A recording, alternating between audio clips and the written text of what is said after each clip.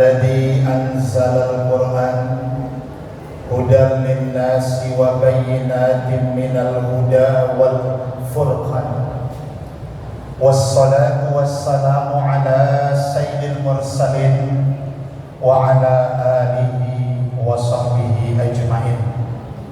أما بعد قال الله تعالى في القرآن الكريم بسم الله الرحمن الرحيم المال والبنون زينة الحياة الدنيا والباقيات الصالحات خير عند ربك ثوابا وخير أملا. صدق الله العظيم. Arti ayat,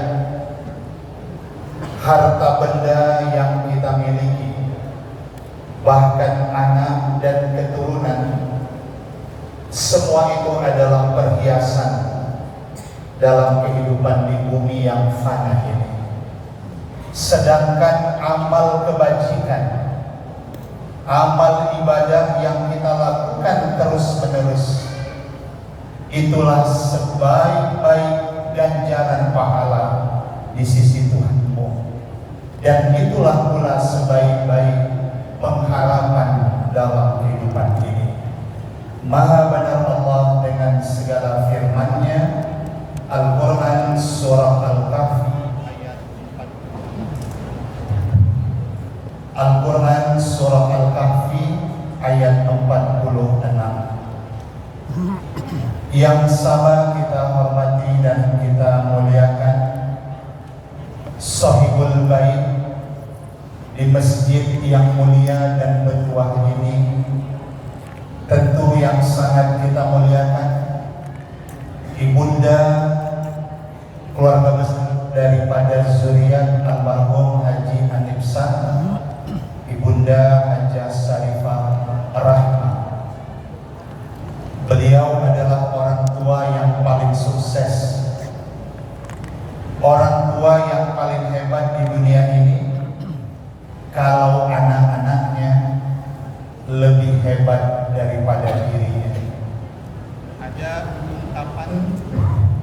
Ada ungkapan para ahli, leader as a father. Pemimpin itu bagaikan seorang ayah, seorang ibu. Orang tua yang paling sukses itu adalah mereka yang berhasil mengantarkan generasinya lebih hebat daripada diri mereka sendiri. Bersyukurlah Pak Ijek beserta keluarga yang masih memiliki ibunda yang tercinta, karena sesungguhnya ibunda kita adalah mutiara yang terindah di dunia ini, yang takkan pernah tergantikan. Sampai Nabi SAW pernah katakan, kalau engkau dipanggil ayahmu, ibumu, datangilah ibumu 3 kali. Nabi katakan. Kenapa 3 kali kepada ibu kita? Karena ibulah yang mengandung kita, ibulah yang memberikan darah dagingnya 2 tahun, ibulah yang melahirkan kita. Maka bagi kita hari ini yang masih memiliki orang tua, apalagi ibunda kita, selalulah datang, peluklah tubuhnya yang semakin rentah. Jangan lupakan 9 bulan. 9 bulan kita pernah berada di rahimnya. Ciumlah selalu kening ibunda kita. Ciumlah selalu kening ibunda kita, karena ibunda itu sujud dan selalu mendoakan kita. Ciumlah tangannya, karena tangannya selalu menengadah ke langit mendoa-doakan kita. Almarhum Allah yarham Haji Anipsan, secara zahir beliau telah tiada, tapi hakikatnya beliau ada di alam barzahnya. Suami yang paling hebat di dunia ini adalah karena didampingi seorang wanita yang juga sangat hebat mendampingi kehidupannya. Maka kita hari ini selalulah memuliakan ibunda kita Nabi Sulaiman alaihissalam. Dalam sejarah Nabi yang paling kaya raya, punya istananya berlapiskan emas, punya bala tentara yang sangat hebat, bahkan jin pun takut sama Nabi Sulaiman. Pasukannya juga hewan, bisa berkomunikasi dengan hewan.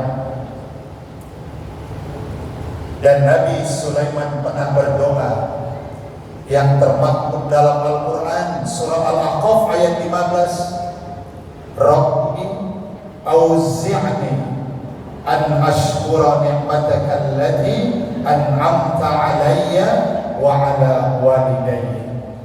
Ya Tuhan, ajarilah aku supaya aku selalu bersyukur kepadamu dan aku pun tahu berterima kasih kepada ayah dan ibunda. Maka jadikanlah kedua orang tua kita, mereka merupakan mutiara-mutiara yang sangat indah. Yang saya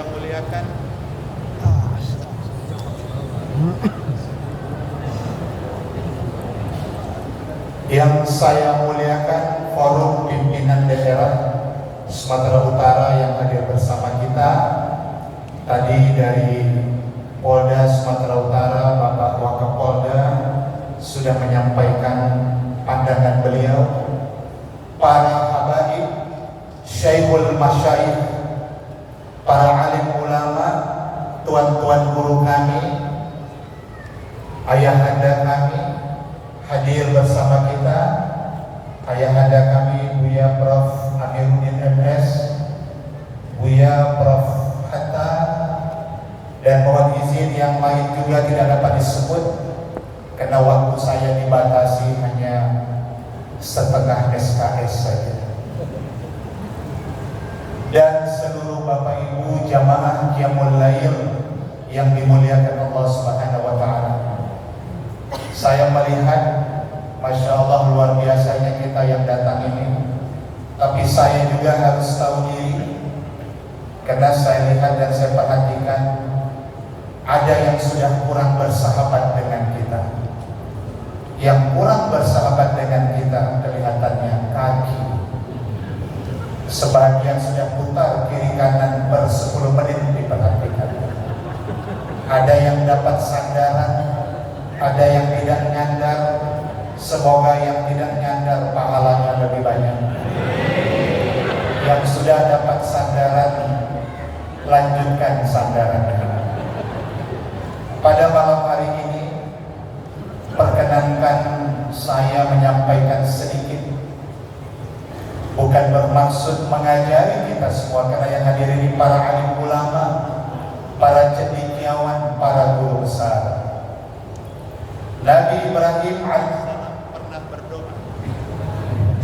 Nabi Ibrahim alaihissalam pernah berdoa yang termaktub dalam surah Asy-Syu'ara ayat 83 sampai 85. Salah satu doa Nabi Ibrahim alaihissalam, waj'alli lisana sidqin fil akhir. Doa ini singkat tapi luar biasa. Nabi Ibrahim alaihissalam meminta kepada Allah, ya Rabb, jadikanlah diriku ini menjadi buah tutur yang baik, menjadi kenangan bagi generasi yang datang di belakang hari. Itulah yang disebut dengan panjang umur. Orangnya sudah tidak ada, sudah wafat, tapi namanya, kebaikannya, karya-karyanya akan abadi sepanjang masa. Nabi Ibrahim alaihissalam telah tiada, tapi bukankah setiap kali kita berselawat kepada Nabi, kita juga selalu berselawat kepada Nabi Ibrahim alaihissalam? Kama shallaita ala Ibrahim Ibrahim wa ala ali Ibrahim.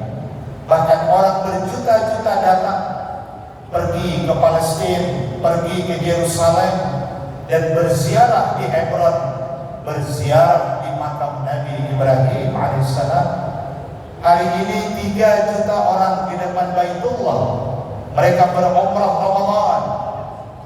Ketika melintas makam Ibrahim, 3 juta orang itu berucap, wattakhidhu min maqami Ibrahim musalla. Rindu yang tidak tergantikan menyebut nama Nabi Ibrahim alaihissalam. Rasulullah sallallahu alaihi wasallam hanya sampai 63 tahun. Tapi bukankah kita selalu berselawat menyebutkan namanya? Bukankah kita rindu datang berziarah di pusaranya? Assalamu alayka ya Rasulullah, assalamu alayka ya Nabi Allah, assalamu alayka ya Habib Allah, assalamu alayka ya sahbat Allah. Kadang kita sudah datang ke sana, tapi barangkali ada ayah ibu kita belum sampai mereka datang berziarah di pusara Nabi. Kita sudah diberi Allah kesempatan. Nabi Muhammad sallallahu alaihi wasallam telah tiada, tapi namanya, sunnahnya, keteladanannya akan abadi sepanjang masa. Malam ini cobalah kita merenung dengan diri kita sendiri. Maaf, andai suatu hari kita kembali kepada Allah Subhanahu wa taala dan kita pun memang sedang menunggu panggilan itu. Tiada yang paling dekat dengan kita kecuali kematian, yang bisa datang kapan saja, di mana saja, dan kepada siapa saja. Andai kita kembali kepada Allah, kira-kira apa yang dikenang orang dari diri kita? Apa yang sudah kita lakukan sepanjang hidup ini? Apa karya-karya kita? Apa yang sudah kita buat yang monumental akan menjadi ingatan, menjadi buah tutur yang baik seperti doanya Nabi Ibrahim alaihissalam. Almarhum Allah yarham Haji Hanifsan bin Bulransah, beliau telah tiada, tapi insya Allah beliau melihat dan menyaksikan apa yang kita lakukan pada hari ini. Ayat-ayat Quran yang dikumandangkan, doa-doa yang sudah dipanjatkan untuk almarhum, itu akan menjadi cahaya yang menerangi alam barzahnya. Almarhum telah tiada, tapi lihat namanya, 99 masjid yang akan direncanakan. Sekitar 2 minggu lalu, saya didatangi tamu dari Jakarta, penerbit sebuah buku ternama di Indonesia. Mereka datang setelah ada petunjuk dari Pak Ijek, minta untuk bisa bertemu dengan saya pada 2 minggu lalu. Akhirnya bertemulah dan didampingi oleh stafnya Pak Ijek, Adinda Safrizal. Kami bertemu di kampus UIN Sumatera Utara.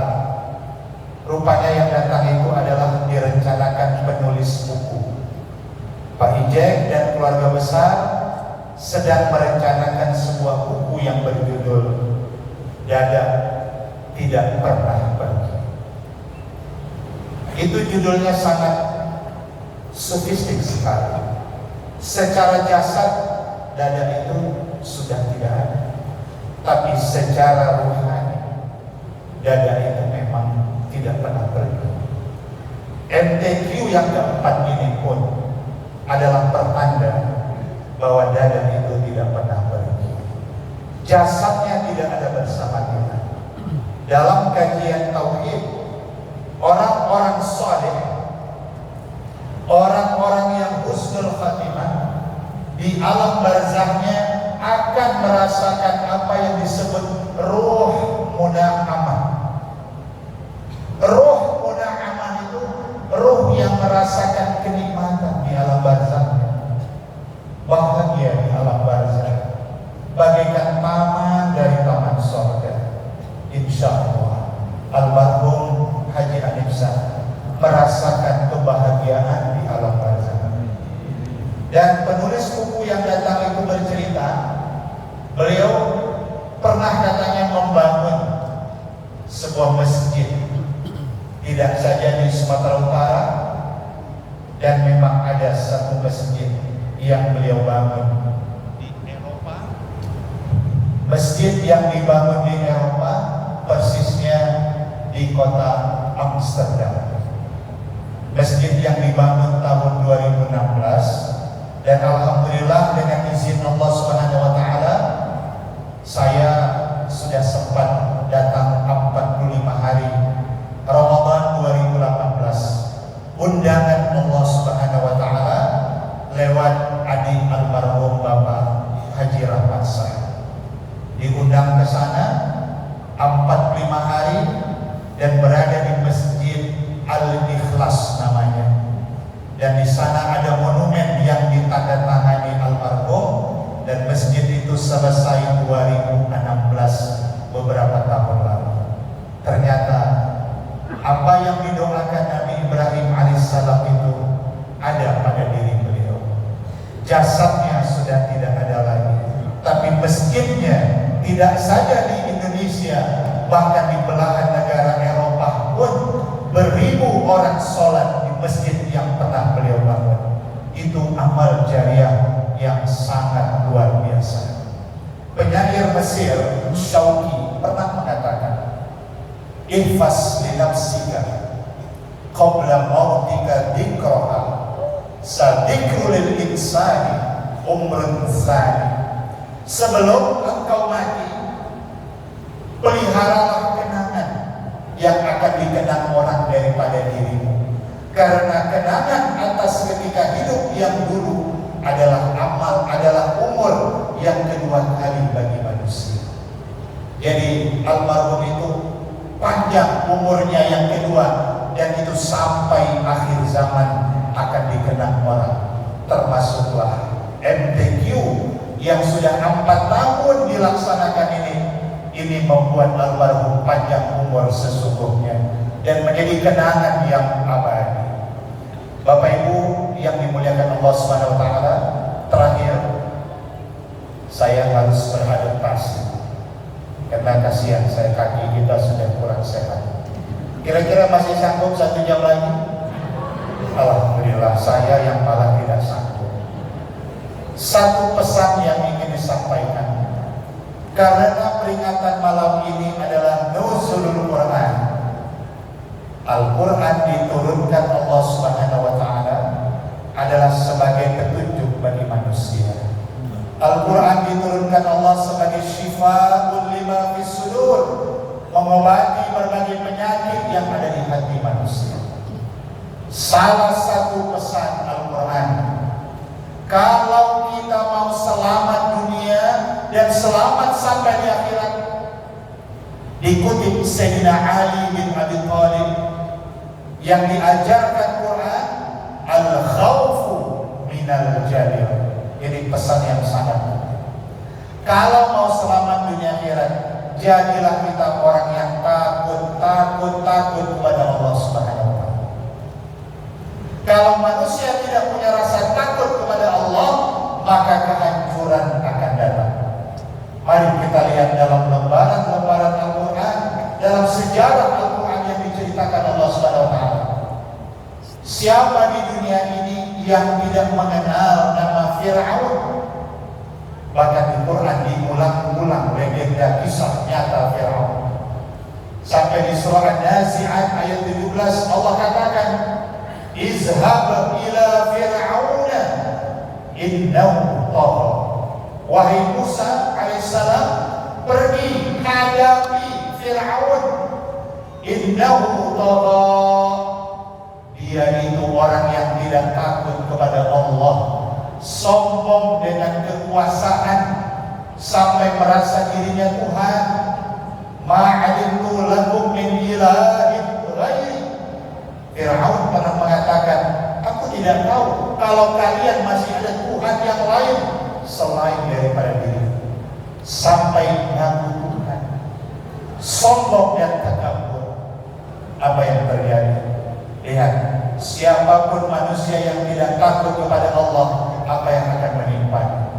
Suatu hari ketika Fir'aun dan bala tentaranya ingin mengejar Nabi Musa yang bisa membelah Laut Merah di kota Mesir dengan tongkatnya, Nabi Musa dan pengikut selamat sampai ke tepi. Fir'aun mencoba mengejar di tengah laut, Allah satukan lautan. Dan diceritakan dalam surah Yunus ayat 92, "Falyawma nunajjika bibadanika litakuna liman khalfaka ayatan wa inna katsiran minan nas an ayatin ghafilun." Saat si Fir'aun dan bala tentaranya kami tenggelamkan, maka Fir'aun itu kami tolong dalam keadaan setengah mati, megap di tengah laut, kami selamatkan dia. Padahal dia pembangkang sombong mengaku Tuhan, tapi Allah selamatkan. Litakuna liman khalfaka ayatan, supaya jadi pelajaran bagi orang yang hidup di belakang hari, termasuk kita. Dan sampai hari ini kita bisa lihat jasad Fir'aun dalam bentuk mumi yang disimpan di kota Alexandria.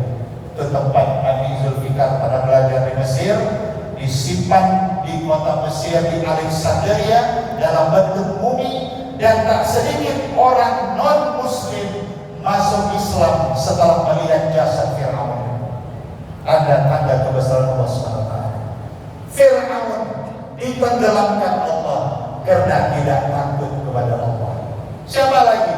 Saudaranya Qarun, merasa orang paling kaya di dunia, sampai dikatakan inna Qaruna kana min qaumi Musa, termasuk kaum Nabi Musa. Tapi dia juga orang-orang yang bagha. Inna Qaruna kana min qaumi Musa fabagha alaihim. Kalau Fir'aun tagha, sombong dengan kekuasaan. Qarun bagha, sombong karena punya harta yang banyak. 7 ekor unta belum cukup mengangkat pundi-pundi gudang kekayaannya. Apa yang terjadi? Karena dia sombong dan tidak takut kepada Allah, ditenggelamkan.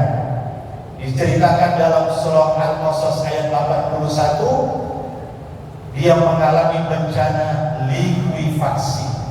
Fa khasafna bihi wa bidarihi al-ardh fama kana lahu min fi'atin yansurunahu min dunillah wa ma kana minal muntasirin. Qarun tiba-tiba tanah ini berubah jadi cair. Likuifaksi itu lebih ngeri daripada tsunami. Tsunami itu dahsyat. Lihat tsunami di Banda Aceh 2004. Tapi masih ada orang selamat lari naik menara Masjid Baitur Rahman. Walaupun barangkali yang naik itu tak pernah ke masjid sebelumnya. Paling tidak numpang selamat, sejak itu dia bertaubat. Likuifaksi tak bisa lari, ditelan bumi. Fa khasafna khasfun fa khasafna bihi wa bidarihi al-ardh, ditelan bumi. Dan sampai hari ini jasad Qarun dan hartanya tidak ditemukan. Konon ceritanya yang ditemukan harta Qarun. Ada yang bilang sama saya, ditemukan harta Qarun di tanah 600 Marelan. Udah sampai pulang ke Marelan. Itu kampungnya dulu Ustaz Fadlan Zainuddin di sana. Ada yang bilang ditemukan harta Qarun Batang Kuis Pasar 7 Tembung dekat pesantren Buya Prof. Amiruddin. Benarkah itu? Wallahu a'lam bishawab. Intinya Al-Quran diturunkan ke bumi menepis segala kesombongan yang ada di dunia ini. Gak ada yang bisa kita sombongkan. Allah akan hancurkan setiap kesombongan yang ada di jagat raya ini. Maka jadilah kita orang yang takut kepada Allah SWT. Jadi ada satu cerita, mohon maaf Bapak Ibu. Ini cerita ini dari seorang kiai Jadi ceritanya ada seorang anggota dewan. Ini kebetulan Abang Daus nih, wakil dari DPR RI Komisi 8. Beliau ini Menteri Agama pun bisa dipanggil. Jadi anggota dewan ini bicara dengan seorang kiai yang cerdas. Bicara tentang takut tadi. Kata anggota dewan tadi, Pak Kiai, saya hebat kan? Saya sudah jadi wakil rakyat. Wah, Anda hebat. Pak Kiai, mana lebih hebat saya sama wali kota atau bupati? Kata Kiai yang cerdas, hebat Anda. Anda kan wakil rakyat. Kalau bupati, wali kota yang benar, Anda bisa panggil. Wah, kalau gitu saya hebat ya Kiai, hebat. Naik pertanyaannya. Kalau saya sama gubernur, mana lebih hebat? Hebat Anda juga. Kalau gubernur nggak benar, gubernur pun bisa Anda panggil. Naik lagi. Kalau saya sama menteri, wah kalau ada di DPR RI Komisi 8 urusan haji nggak benar, Menteri Agama pun bisa Anda panggil. Naik lagi. Kalau saya sama presiden, hebat Anda juga sebagai wakil rakyat. Karena presiden pun bisa Anda turunkan. Banggalah wakil rakyat tadi. Terakhir dia silap bertanya, Pak Kiai, saya sama Nabi Muhammad mana lebih hebat? Udah hilaf dia. Kiai tadi jawab, Anda sama Nabi Muhammad lebih hebat Anda lagi. Loh, kenapa saya lebih hebat? Nabi Muhammad takut sama Allah, Anda tak takut sama Tuhan. Itulah jawaban Kiai yang cerdas. Jadi orang yang hebat itu orang yang masih punya rasa takutnya kepada Allah Subhanahu wa Ta'ala. Nah, terakhir Bapak Ibu jamaah yang dimuliakan Allah Subhanahu wa Ta'ala, saya mengutip satu pandangan seorang pengamat militer di Indonesia yang sangat terkenal, pernah belajar di Columbus, Ohio, University Amerika, Profesor Salim Said. Menarik itu yang beliau katakan, itu pendekatan sufistik. Apa kata Prof. Salim Said? Bangsa-bangsa yang besar di dunia ini karena ada yang ditakutin, maka karena dia takut kepada sesuatu bangkit. Dia contohkan Singapura, ini tak jauh dari kampung Kojen Malaysia. Singapura itu maju. Kita nggak mampu ngimbangi income per kapita Singapura. $1 Singapura hampir 12.000. Kenapa Singapura maju? Dia berada di tengah daratan Malaysia Melayu. Takut orang Singapura sama Melayu, karena ada rasa takut, dia bangkit dan maju ekonominya. Israel berada di tengah daratan Arab. Israel itu sebenarnya takut sama negara Arab kalau bersaing. Akhirnya Israel itu maju. Dia takut sama Arab. Korea Selatan, hebat itu sekarang. Bahkan anak-anak kita semoga yang MTQ tidak usah mengidolakan yang Korea. Di luar sana bangga kali mereka dengan BTS, Blackpink, Jimin, Jungkook, semua tahu mereka. Hebat Korea Selatan itu maju. Kenapa dia maju? Dia takut sama Korea Utara. Persaingan militer maju. Taiwan kecil di tengah daratan Cina, tapi Taiwan hebat dan maju. Kenapa? Dia takut sama Cina daratan. Persoalannya apa? Maaf, Indonesia ini negeri yang kita cintai, gak ada yang ditakutin. Bahkan sama Tuhan pun tidak takut. Berdiri gedung KPK diharapkan tidak ada korupsi. Sudah disumpah di bawah Al-Quran, 6 bulan sudah pakai baju rompi orange juga. Kenapa terjadi? Tidak ada yang ditakutinya. Tuhan pun tak ditakutin. Ini awal dari kehancuran kehidupan manusia itu.